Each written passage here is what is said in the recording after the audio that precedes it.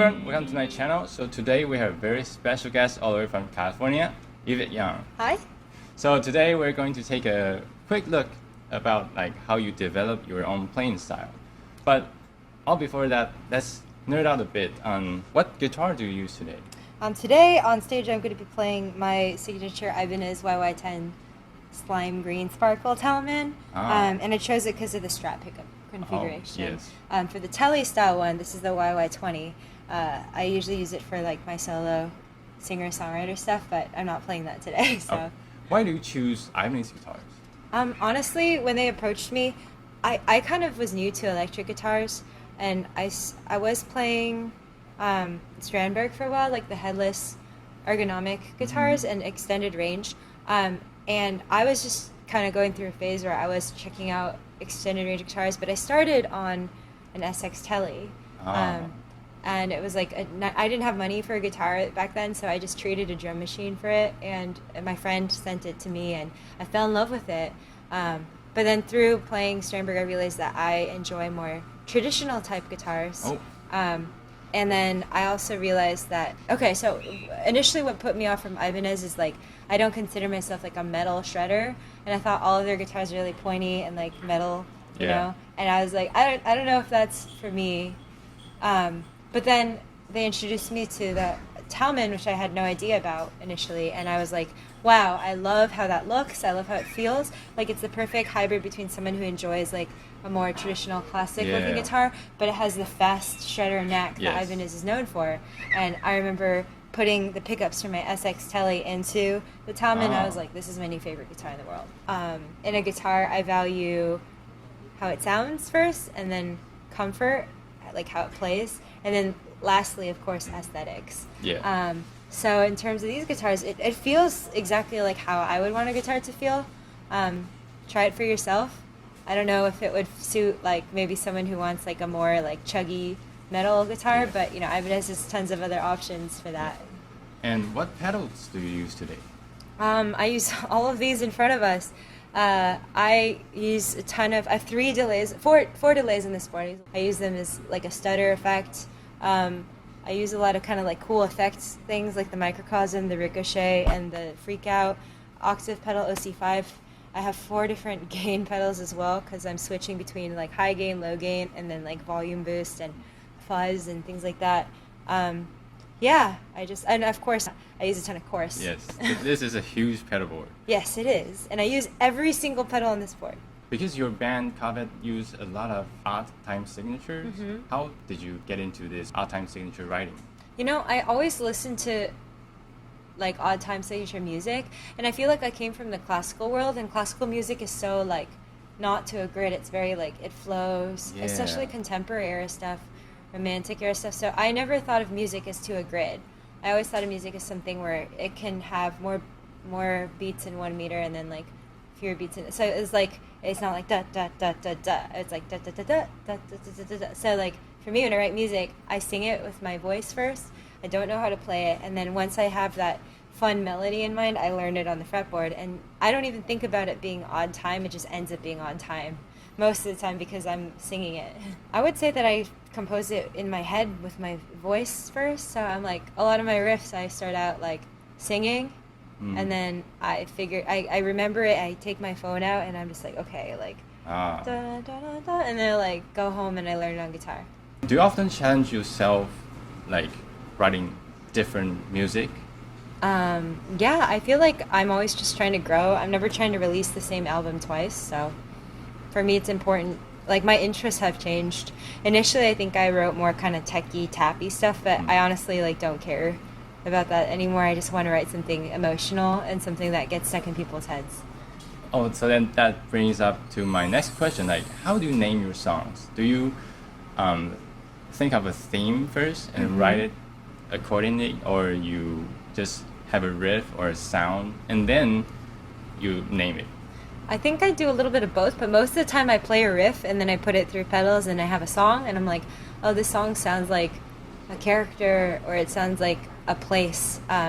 So I think every song for me has a story in mind. Off of the newest record, Catharsis, every song is supposed to be a different character from a different universe. and you're kind of going through different themes in this fantasy world. Yeah, because when I hear your music, I think I'm always brought to a very like a fantasy world. Yeah. Yeah, the archetype signature, I think sometimes it's really brainstorming. Like you have to focus to count. That's what I do when I listen to music. Sometimes when I just enjoy it, it flows. Yeah, definitely. Yeah. I don't count anything when I write at all. So you don't say like, okay, so next bar I'm gonna just switch to some odd-time signature. No, I don't know how I write any of this stuff. I usually learn it afterwards because I have to tell my drummer what I did. So, yeah. So how do you write your songs with your band? I just write the songs, and then I mean, for the last record I wrote the bass parts too, so I just write everything. Here's the song. So you mostly like brought up everything? Yeah. Oh. So could you show us like how one of your songs are made, like since the very beginning? Yeah, let me think. I could show you Love Spell. So the tuning right now is F, A, C, G, C, E, but then I put the capo in 3. So this one, I remember I mentioned to you that a lot of my songs start out with singing, and I remember I was in the car and I just like thought of a melody. I thought of like ba ba ba ba ba ba da da da da da da da, and I like sang that. I was like, I really like how it goes up and down, and it's so simple. So I remember I went home and I was just like messing around with it, like.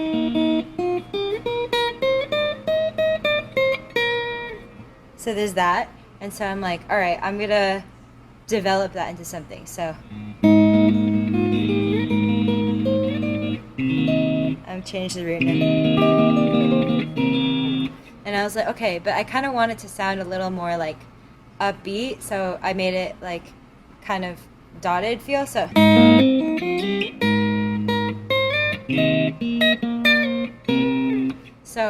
I kind of was like, oh, I like that feel. It kind of is a little more like upbeat instead of like flowy and just straight. So, and then I'm like, okay, I'm gonna embellish it a little bit.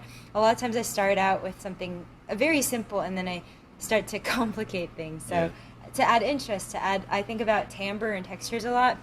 Textures with pedals, textures with how I'm approaching like attack versus like and then harmonics, which are great ways to like surprise your ear. So and I think I wanted to sound a little moody, so I changed the root note here. I love that chord, it's so sad. And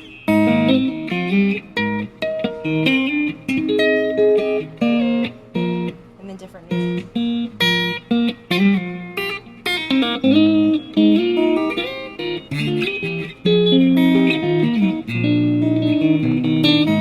So of course, I didn't just do all that. I like pieced it little bit by bit, and I wrote that second part. Oh. So that all started for me just like humming in my car. So this just unfolds itself. I just sit there. Sometimes a riff will take me like 5 hours to write, just because I'm trying to make the best decisions. I think everyone can jam, and so I was sitting there just jamming on, you know?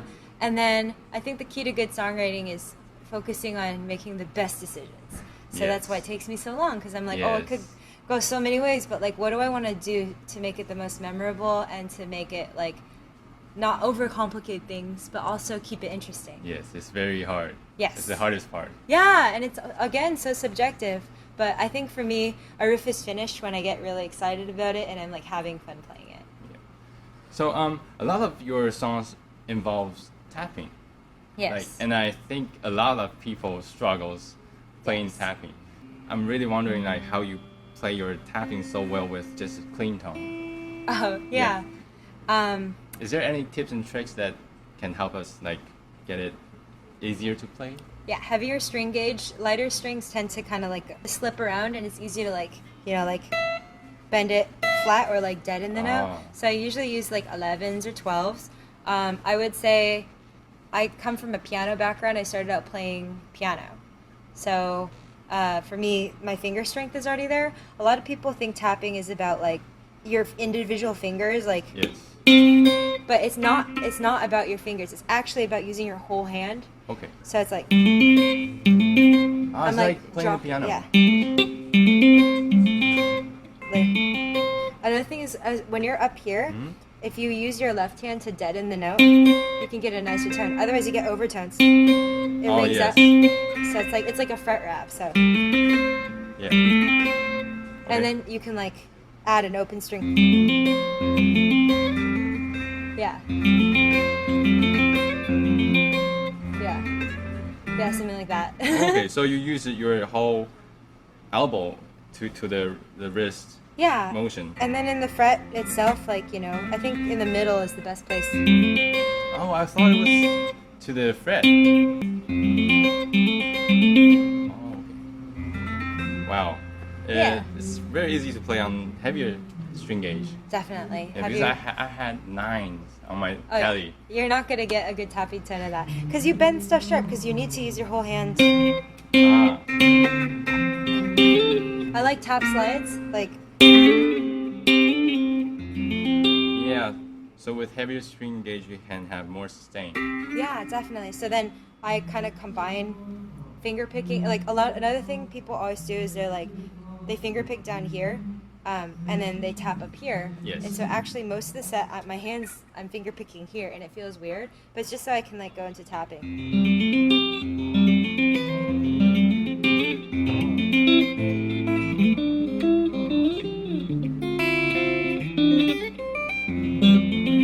So like I'm like floating the whole time, and I'm not anchoring my hand. It's kind of just like. Cool. Could you show us like how you use different pickup positions in your playings? Yeah. Honestly, I think the pickup positions for me matter the most when I'm using effects. Right now, I can't really demonstrate that, but for some songs where I need a little more like, I guess crunch. I feel like I use an AC30 live, and I push the tubes on this position because I find that it's just a little more more output? Yeah, more output, and it's like, I think the EQ balance, I find it to be a little more mid-heavy.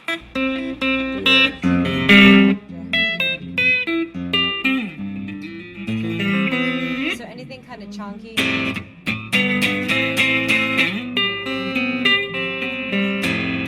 I kind of use like that pickup position. This one I use for all my chorus because it's like noiseless, so you don't have the going on. And then it's kind of just more, I feel like the EQ distribution is a little more chimey and like bright, so it sounds really good with chorus. Yes, more sparkly. Yeah, definitely. And what about the middle position? I'm rarely there. I don't really use it that much. I actually am rarely on these three positions, but I think for some effects, like certain distortions kind of can sound very interesting down here. So, but I never touch it. Because you also play classical music, and now you play the guitar. Who was your biggest musical influence? Maybe like soundtrack composers. I think really admire their ability to paint a universe and to convince you of a mood or something. So I think in all my music, I love to have that emotional quality. Yeah. Because when I listen to your music, I always see things. That's cool. You know, and then I go watch your music video, and that's pretty much exactly what I thought. That's so cool. Especially it's like I can see some colors in your music. Yes, it's that means a lot to me, because I think when I sit down, that's number one. What I aspire to is I'm trying to tell a story, and so for me, I think I feel the most successful as a musician when I play something and I don't tell someone what it's about at all, and they can see it and hear it too. Yeah, especially when there's no lyrics for it. Definitely. Yeah, it's a challenge. Okay, so I think that's pretty much it for today. Thanks for sharing such a unique way of playing tapping. I think I already learned a lot from you for this like 5-minute course. I'm glad. Mini course. And I believe people in front of the screen are already like practicing and like struggling to find where this new position are. Yeah. Okay, so guys, please stay tuned and make sure to check out their music if you haven't. See you next time. Bye-bye. Bye.